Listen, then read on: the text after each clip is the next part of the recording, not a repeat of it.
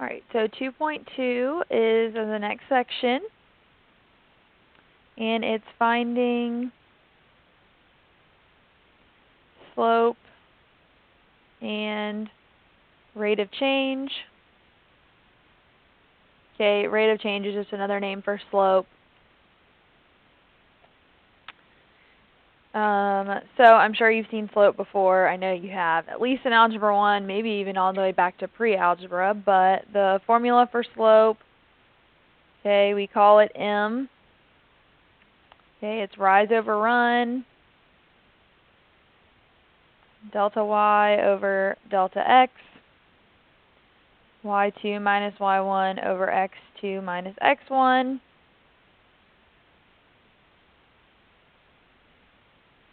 Okay, and there probably will be some small word problems in this section, but nothing too complicated, just stuff dealing with slope. Something like maybe a skateboard ramp, and it's going to tell us it has a rise of this, a run of this, what's the slope of it, things like that, or just finding the slope through the given points. But we can also classify slopes of lines. So classification for slopes of lines.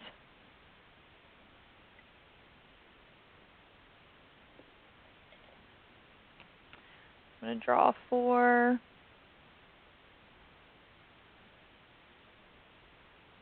I think they progressively got smaller, but that's okay. All right, so the first one,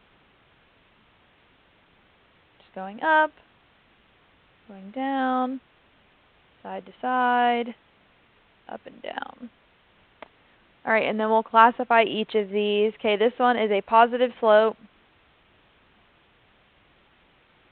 Okay, rising from left to right. Okay, I'm sure you've seen these before. We're gonna just refresh on them a little bit. This one here is a negative slope. It's falling from left to right. This one here is a zero slope.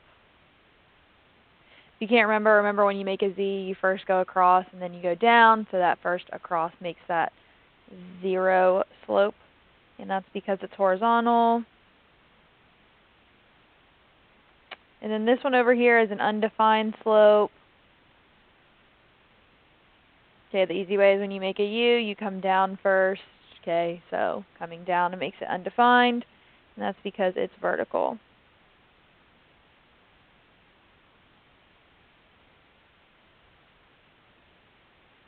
Sorry, I know those words are kind of running together.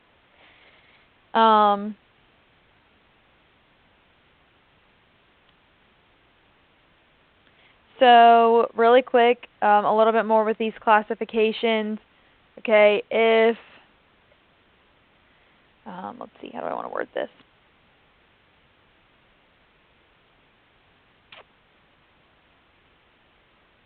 If slope, let's do it this way. If slope is equal to 0, then it's horizontal.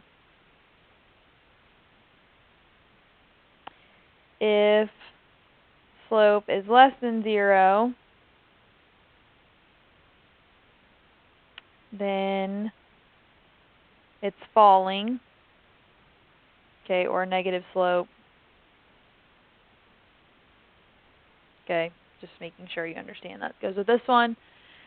If m is greater than 0, then it's rising, or it rises. Okay, so that's the positive slope. Okay, and then if you end up with something like 7 over 0, etc., then slope is undefined.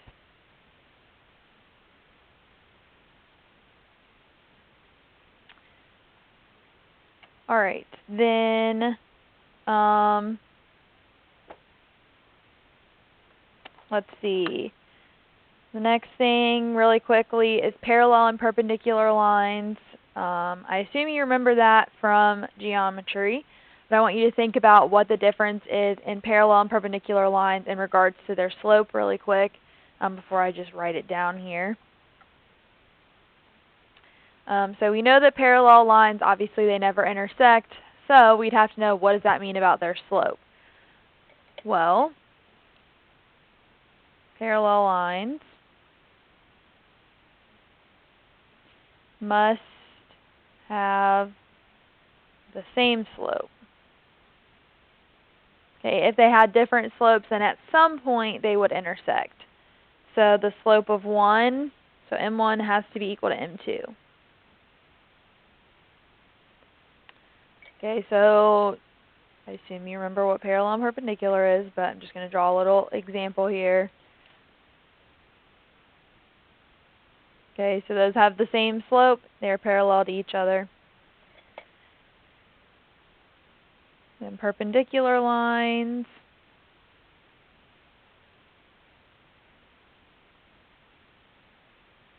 must have slopes that are the, your book is going to say the negative reciprocal of each other, but I'm going to say the opposite inverse of each other.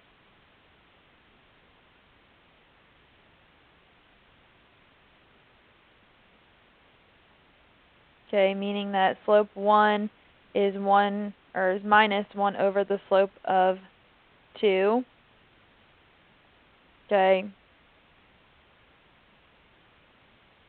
This really could be an M1 here, because whatever M1 is what this is going to be on the bottom. So it's the opposite and then 1 over that for perpendicular. So with these, obviously you could have 2 lines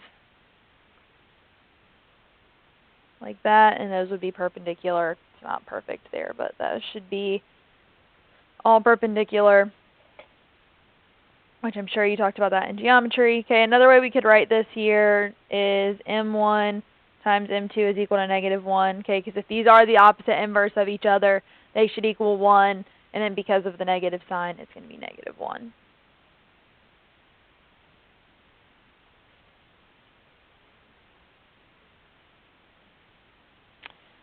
Rate of change, like I said, is basically just slope. So we might look at a word problem example that deals with that.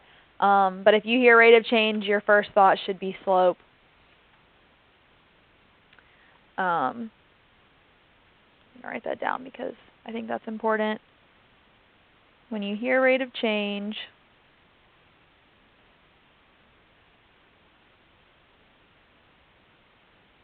your first thought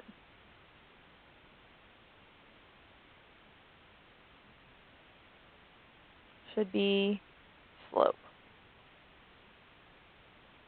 And I may or may not ask you to write this down for me on Google Classroom rather than like a code word. But we'll see. It depends.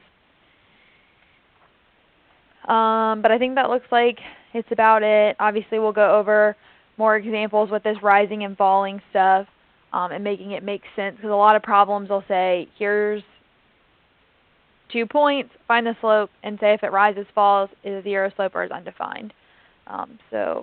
If it's horizontal or vertical, rather.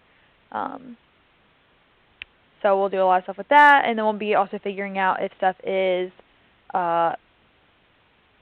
parallel, perpendicular, or neither, and also then some rate of change problems, just dealing with time, but essentially, like I said, you're just finding the slope. But we'll spend lots of time going over those, and then you guys will also obviously have some to do. So that is all.